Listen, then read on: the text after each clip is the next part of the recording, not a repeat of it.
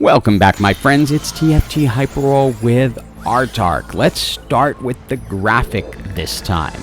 You know the deal. Like, comment, subscribe, do all the stuff. Helps YouTube algorithm, lives, weekends, noon, Pacific time.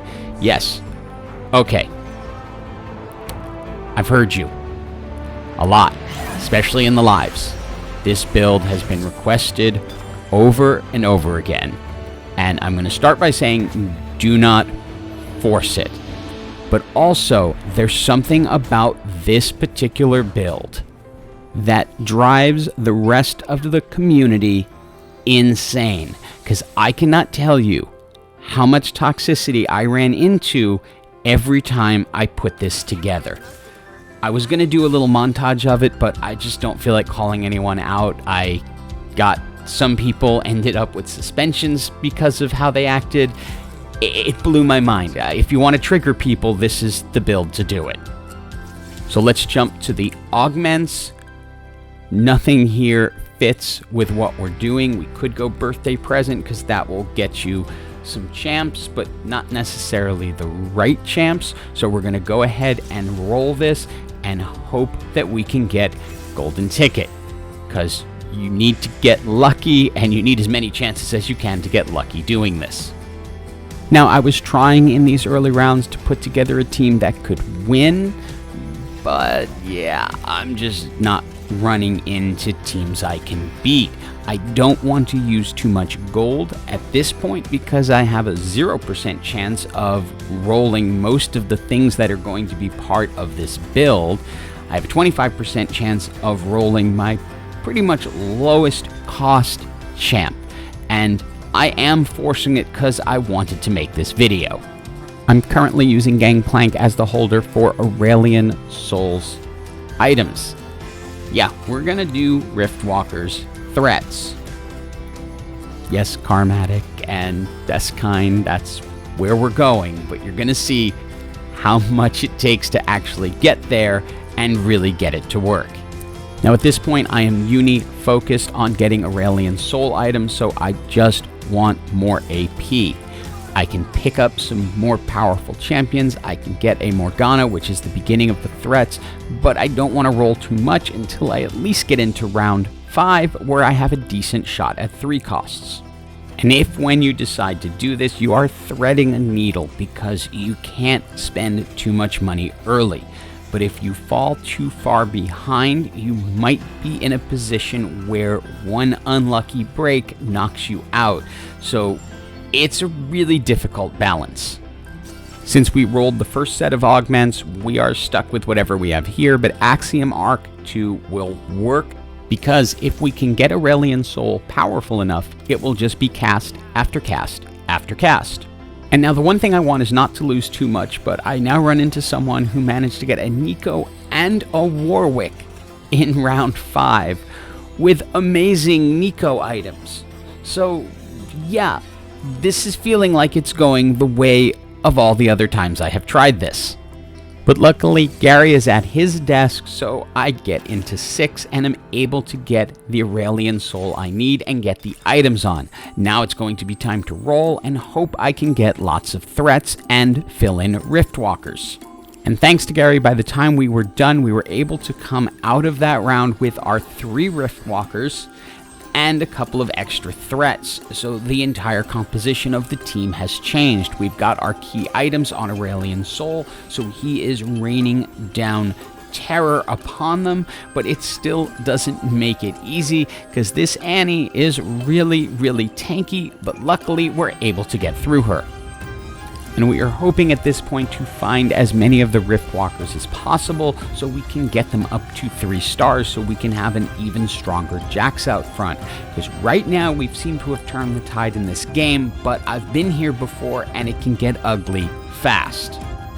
And item-wise, we're actually pretty set right now because we have the Hand of Justice that's going to go on Jin, who we 2-starred in the NPC round.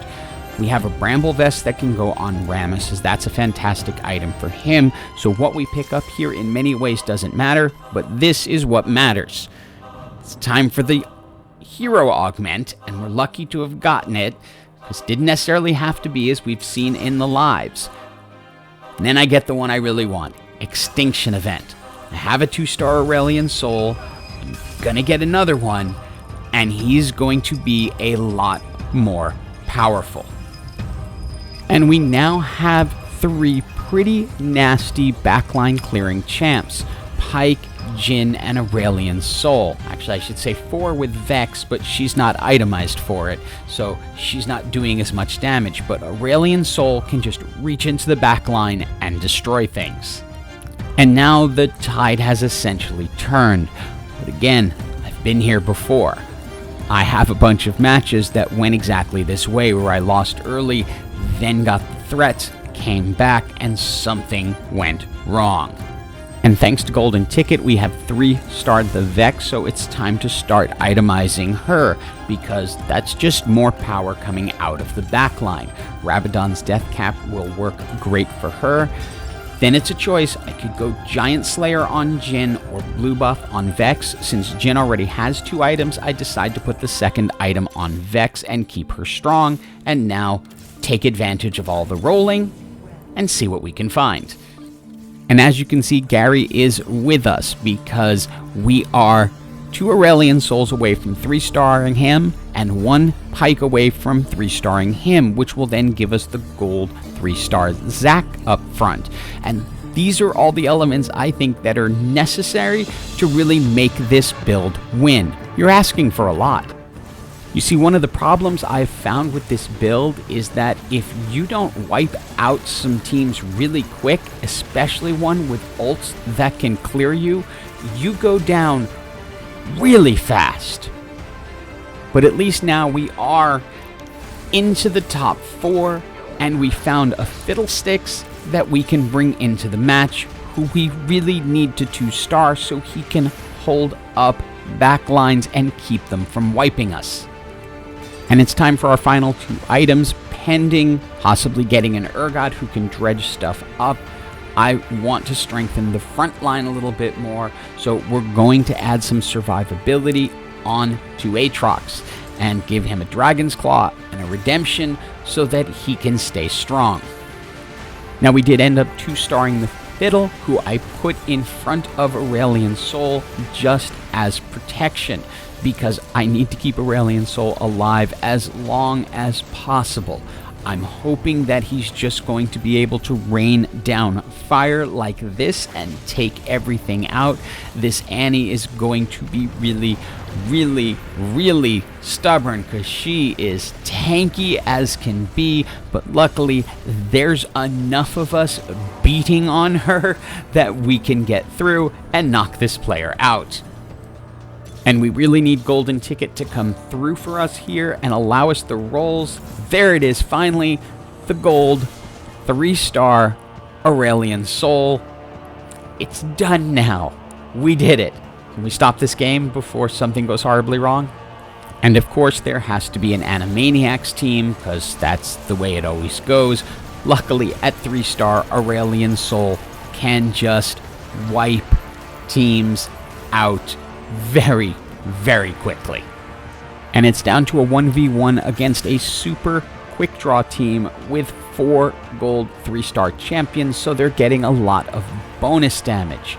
I'm trying to not get wiped out completely by a Misfortune ult, so I'm trying to draw her fire over to the left side away from Aurelion Sol so that he gets the chance to do multiple casts, but I really didn't have to worry that much. He just wrecked, and it was GG for everyone. And now that I have posted it, I can now do this build on lives again. Hope you enjoyed this video and that it was everything you were looking for. And as always, have an absolutely awesome day.